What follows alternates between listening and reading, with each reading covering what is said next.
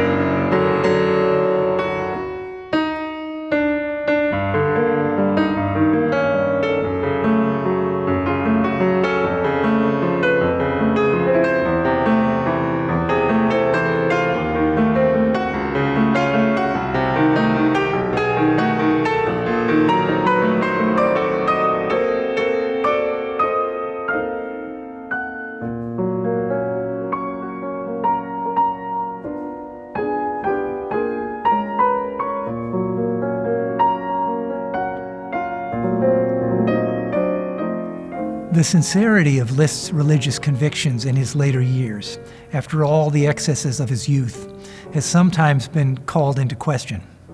But I believe it is quite genuine, and his religious music charts a journey from struggle and anguish toward contemplation, acceptance, and even gratitude. And maybe most remarkably, this can resonate with anyone, regardless of religion.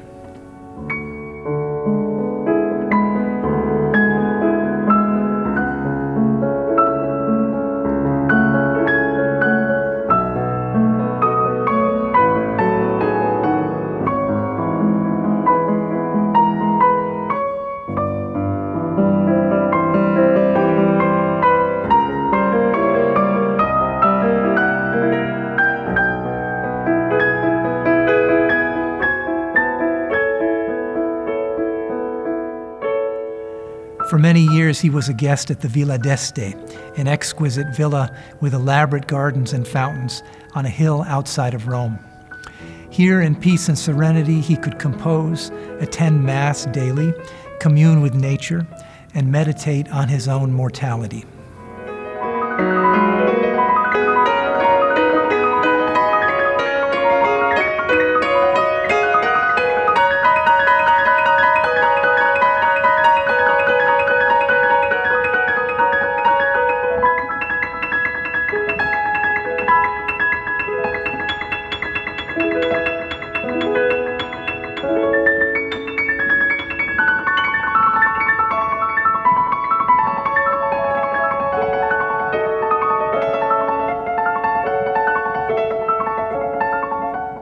He found in the majestic cypress trees and fountains something like a book of philosophy from which he could read and take comfort.